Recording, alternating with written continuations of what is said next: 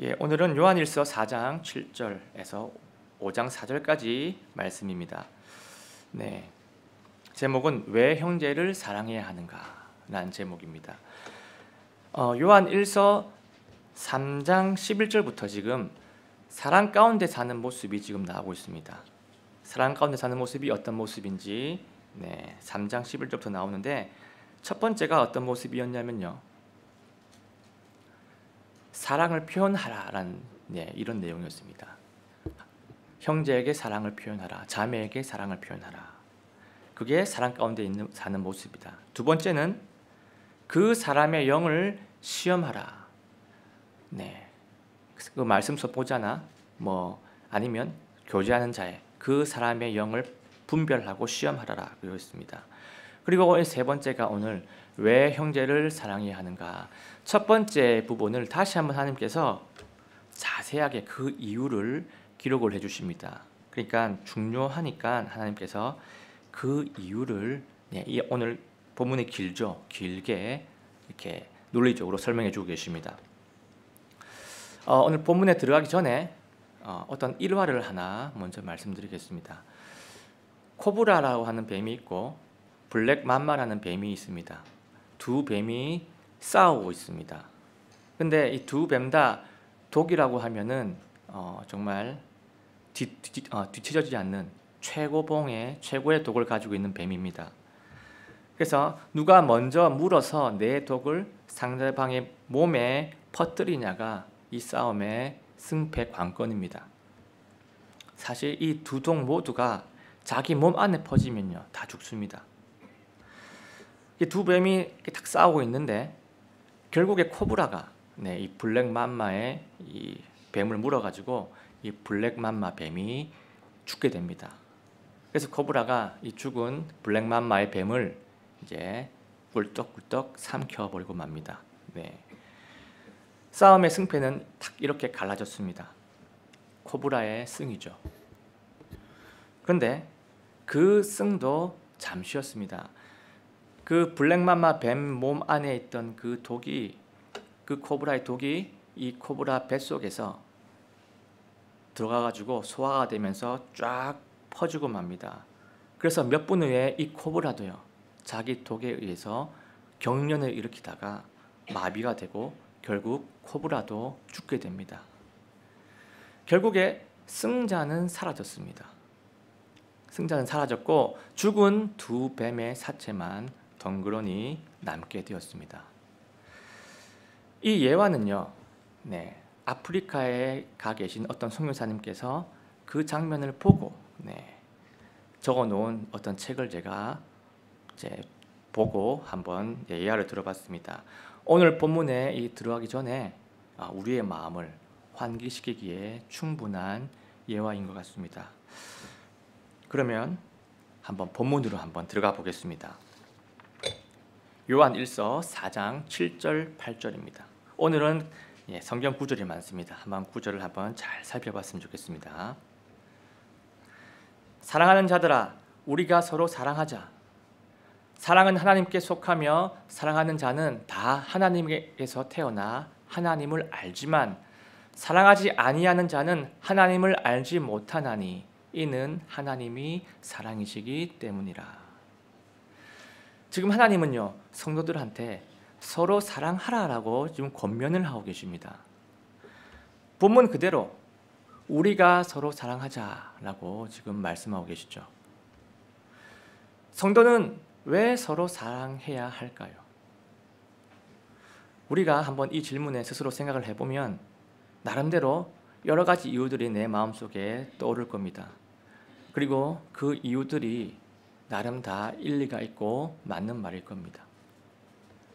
자, 그러면 우리 하나님은 그 이유를 뭐라고 제시를 하실까요? 방금 이 7절과 8절 말씀은요, 사랑이 하나님의 본질이고 하나님의 본성이기 때문에 사랑을 해야 한다라고 이렇게 지금 말씀을 하고 있습니다. 하나님에게서 태어난 성도들은 이 사랑이라는 속성이 발현이 될 수밖에 없다라고 지금 그 원리를 지금 하나님이 말씀하고 있는 겁니다. 이것은 반박의 여지가 없죠.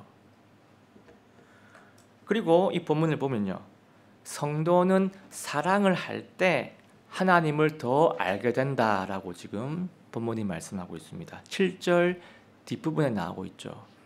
사랑하는 자는 하나님을 알지만, 이렇게 나와 있습니다. 이 사도 요한은요, 하나님의 자녀임을 보여주는 방법이 사랑이라고 분명하게 말씀을 하고 있습니다. 왜냐? 하나님은 사랑이시기 때문입니다. 하나님이 사랑이시다라는 이것은요, 오늘 모든 명제의 전제가 되고 근본이 되는 그런 진리입니다. 여러분, 하나님이 사랑이시다라는 거, 이걸 우리가 어떻게 믿을 수가 있을까요? 성경 구절에 하나님은 사랑이시다 라고 적혀 있으니까 그냥 믿어야만 하는 것일까요?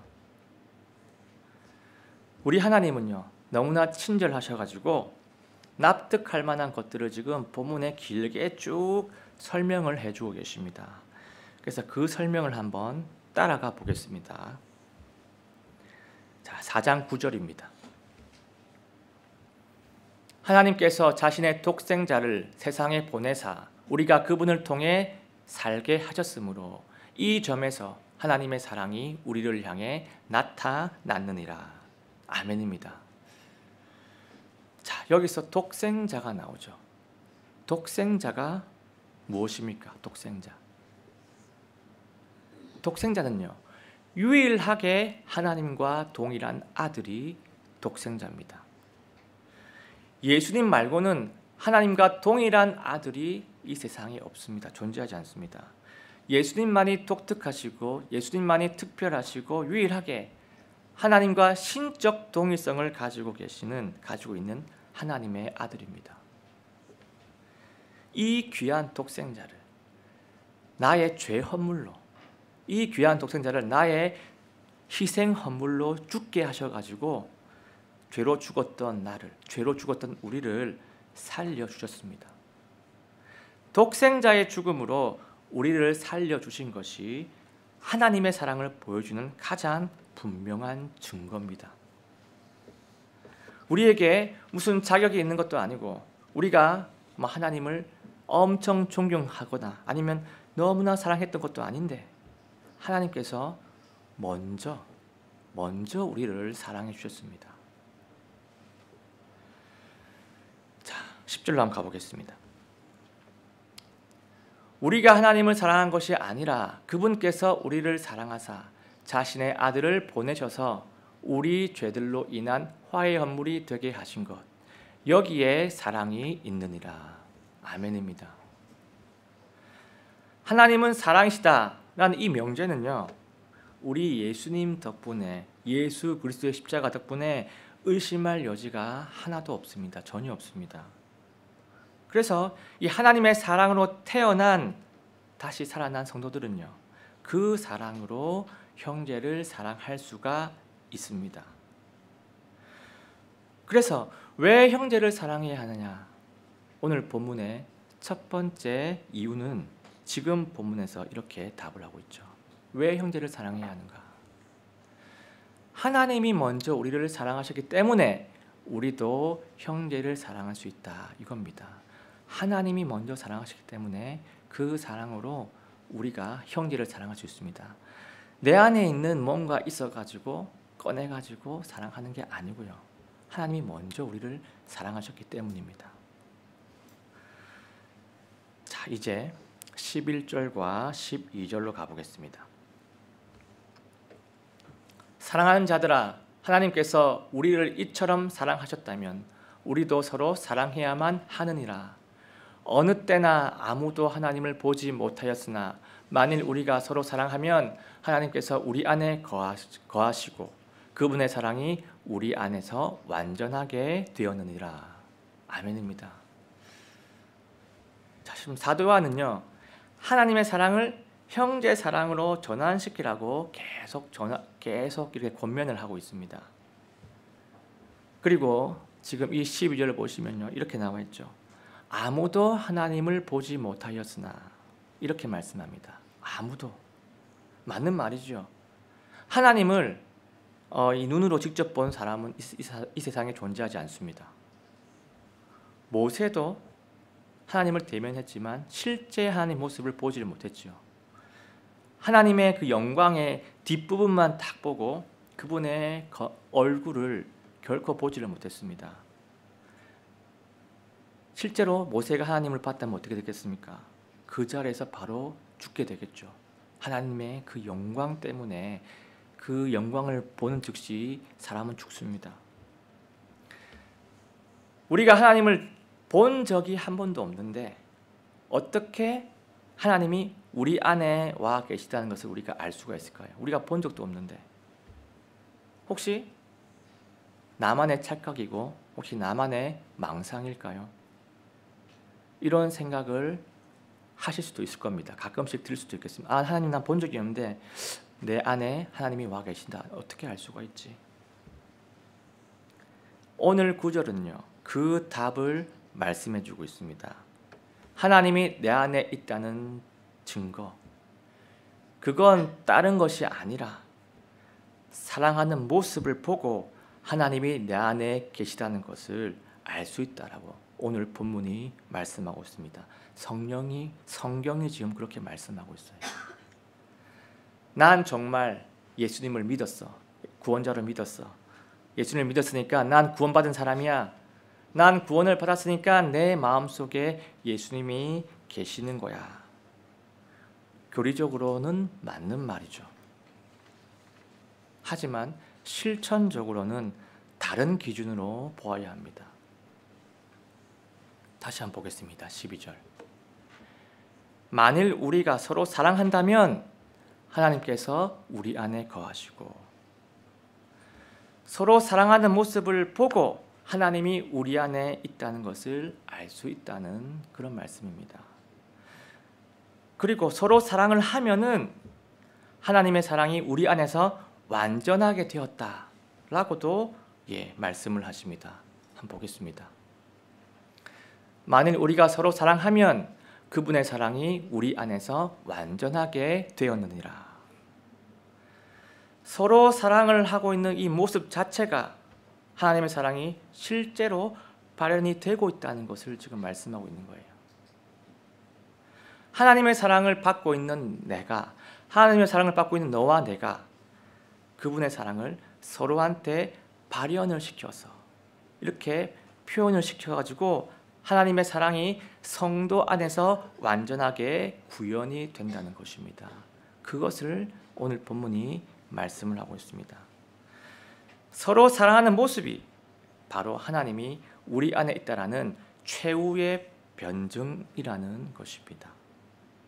성경은 지금 다른 것을 말씀하고 있지를 않습니다. 사랑을 말씀하고 있습니다. 자, 하나님이 우리 안에 딱 계시고 우리가 하나님 안에 딱 있다는 이 상황을 쉬운 말로 표현을 하면요. 이렇게 표현을 할 수가 있습니다. 하나님과 사귐이 있다. 하나님이 내 안에 계시고 내가 하나님의 안에 거한다는 이 상황을 쉬운 말로 하나님과 사귐이 있다라고 이렇게 표현을 할 수 있습니다. 우리가 이 하나님과 사귐이 있다. 이것을 어떻게 알 수가 있을까요? 성경은요. 이 성령의 내재를 통해서 알 수 있다라고 지금 본문은 말씀합니다. 한번 보겠습니다. 요한 1서 4장 13절입니다. 그분께서 자신의 영으로부터 우리에게 주셨으므로 이것에 의해 우리가 그분 안에 거하고 있음과 그분께서 우리 안에 거하고 계심을 우리가 아느니라.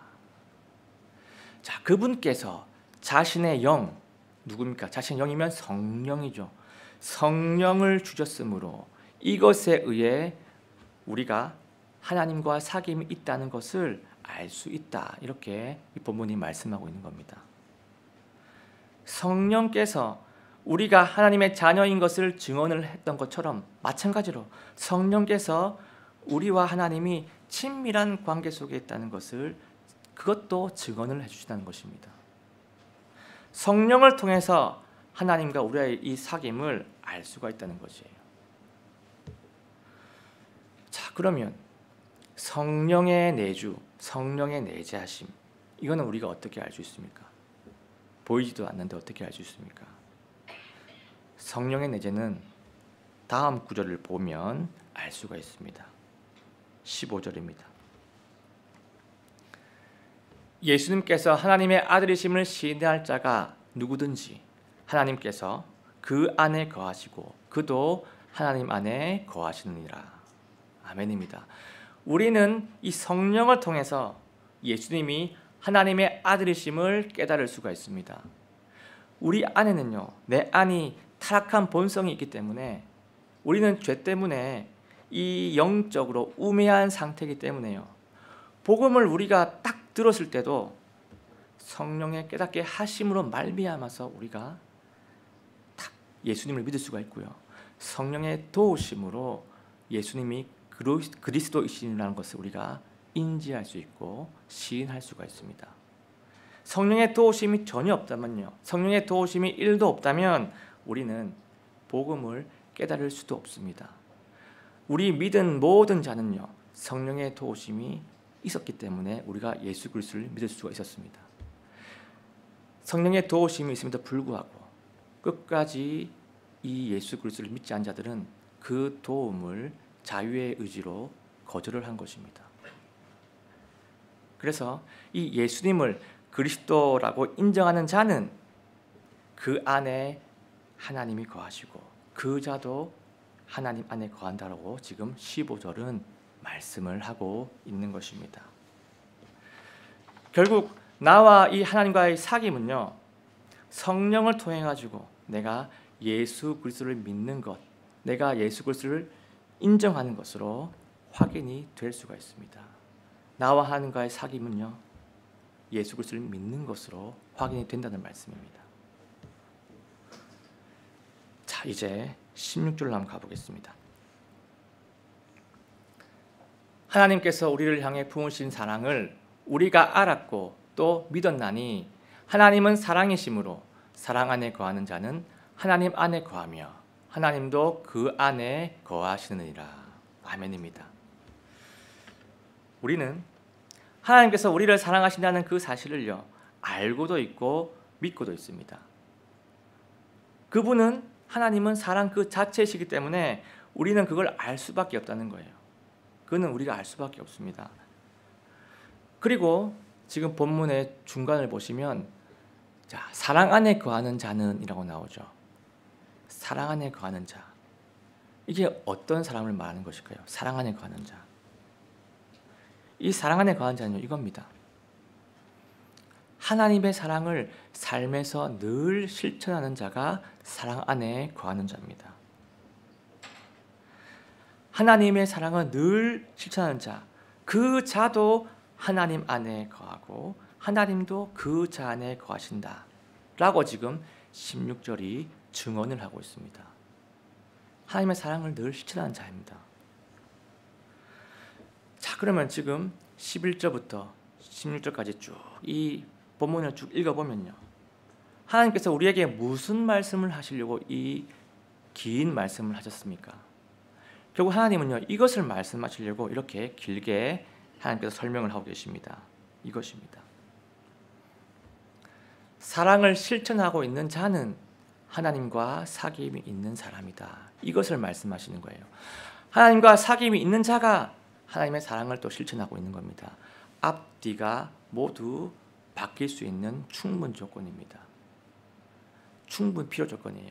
사랑을 실천하고 있는 자는 하나님과 사귐이 있는 자이고 하나님과 사귐이 있는 자는 사랑을 실천을 하게 된다. 이것을 지금 말씀하고 있습니다. 하나님과 이 깊은 사귐이 있는 사람은요, 그분의 하나님의 사랑을 충만하게 누리고 있기 때문에, 계속 경험을 하고 있기 때문에 그 사랑을 밖으로, 주변으로, 옆에 사람한테 계속 퍼뜨릴 수밖에 없다는 것입니다. 사랑을 실천하는 모습이 하나님과의 깊은 관계 속에 있다는 것을 보여주는 강력한 증거가 됩니다. 그래서 우리가 이 하나님과의 친밀한 관계, 깊은 이 사귐을 통해 가지고 서로가 서로를 사랑하는 예수 그리스도의 공동체가 되시기를 간절하게 소원합니다.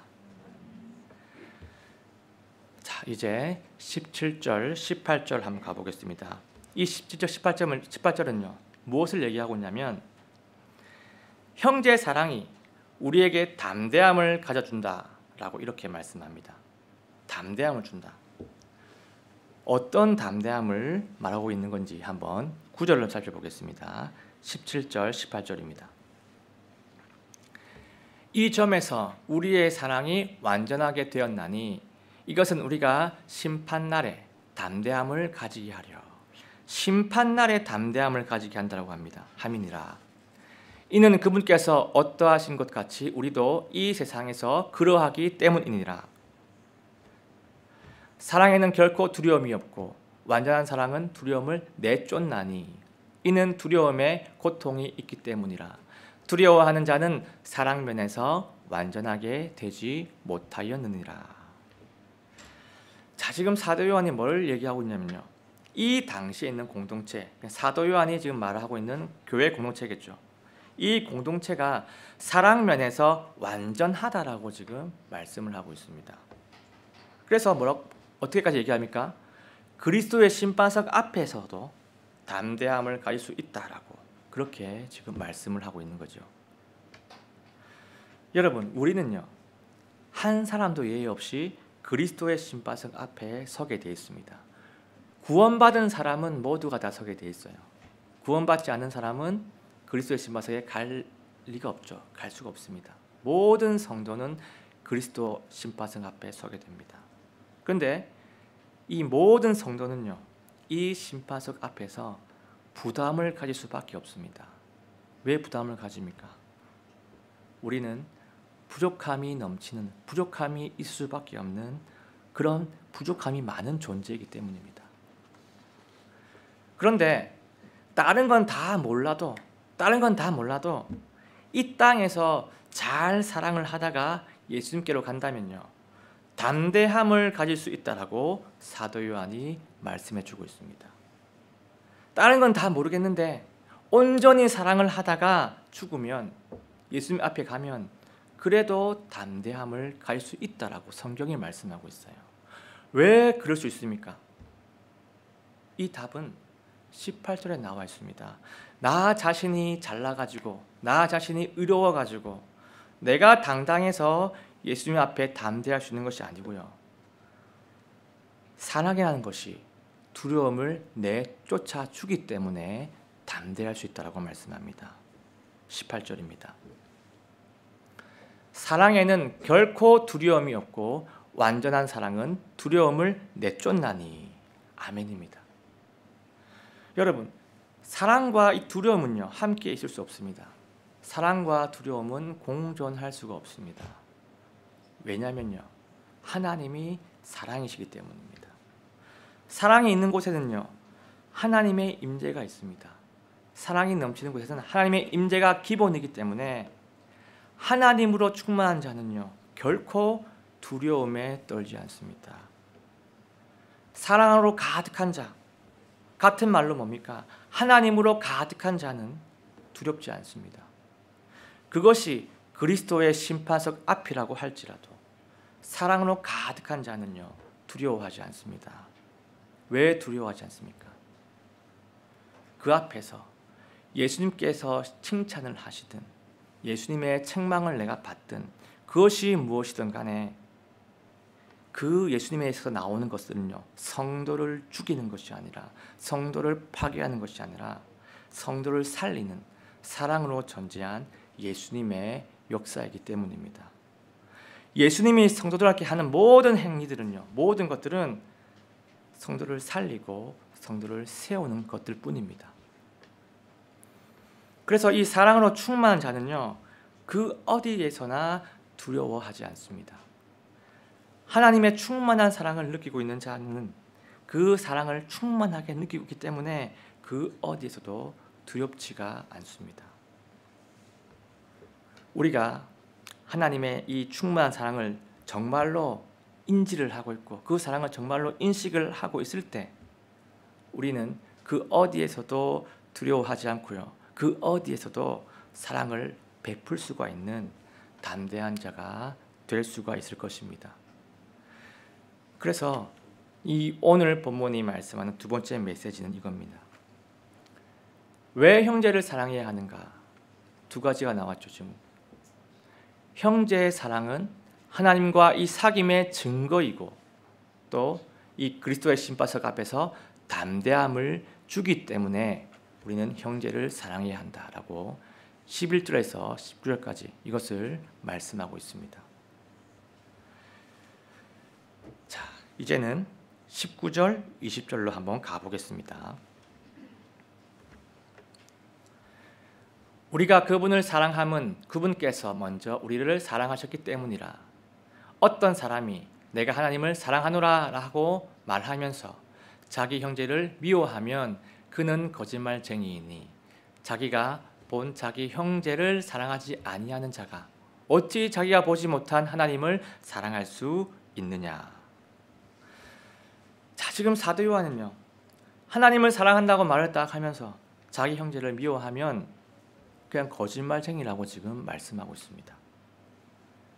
사람들은 하나님을 사랑하면서 형제를 미워할 수도 있지 않느냐, 상황에 따라서 그럴 수 있지 않느냐, 그거는 상황을 보고 판단을 해야지 무조건 그렇게 말할 수는 없지 않느냐, 이렇게 생각을 할 수 있는데요.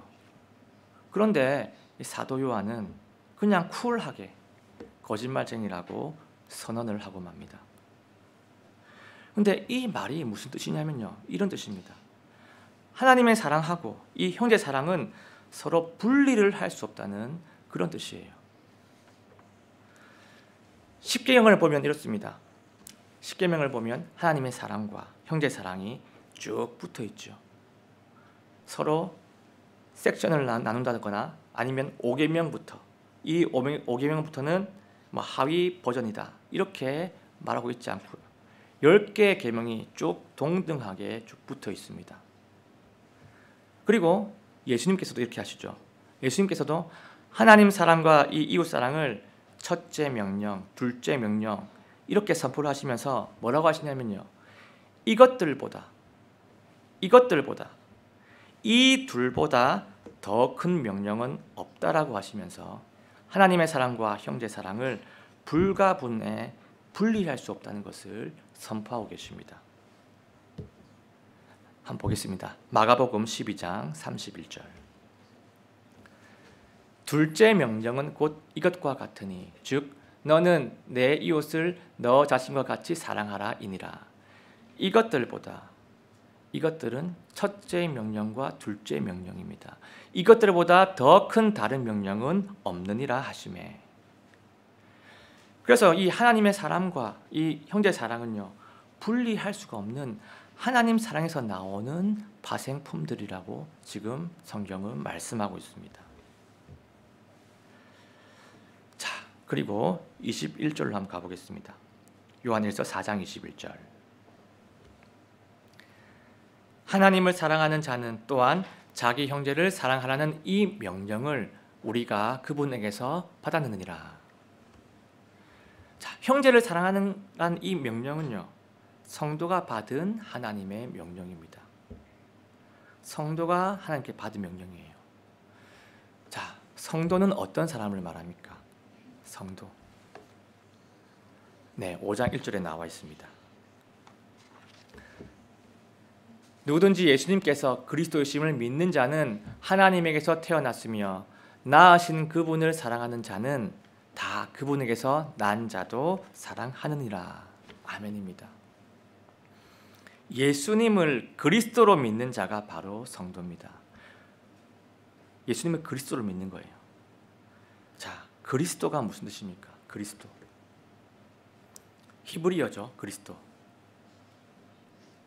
그리스어로 하면 그리스도는 그리스어죠. 이걸 히브리어로 하면 메시아입니다. 자, 이 그리스도는요, 기름 부음 받은 자를 말합니다. 예수님은 왜 기름 부음을 받으셨습니까? 죄인들을 살리시기 위해서, 죄인의 구원 사역을 담당하시려고 성령의 기름을 받으셨습니다. 그래서 이 예수님을 나의 유일한 구원자로 믿는 자가 바로 성도입니다.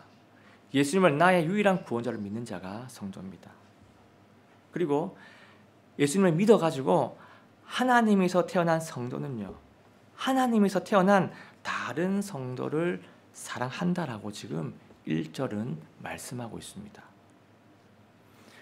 너희가 나 하나님을 사랑을 한다면 너희는 나에게서도 태어난 다른 형제들도 사랑하고 또 사랑해야 한다.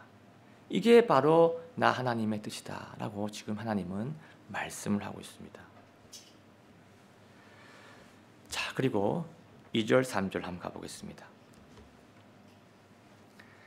우리가 하나님을 사랑하고 그분의 명령들을 지킬 때 이것에 의해 우리가 하나님의 자녀들을 사랑하고 있음을 우리가 아나니, 우리가 그분의 명령들을 지키는 것, 이것이 하나님을 사랑하는 것이니라.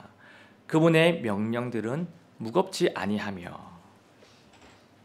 자, 지금 구절은요, 우리가 하나님의 명령을 지킬 때, 그분의 명령을 지킬 때 이것에 의해 우리가 하나님의 자녀를 사랑하는 줄 안다라고 지금 말씀을 하고 있습니다. 하나님의 명령을 지킬 때, 하나님 명령들 중에 형제 사랑, 이게 하나님의 핵심 명령이죠. 그래서 결국 이 2절 3절이 말하는 것도요, 무엇을 얘기하냐면 다른 게 아니고요, 하나님의 사랑과 이 형제 사랑은 서로 분리할 수가 없다. 이것은 붙어 있는 것이다. 또 이 말씀을 하고 계시는 겁니다.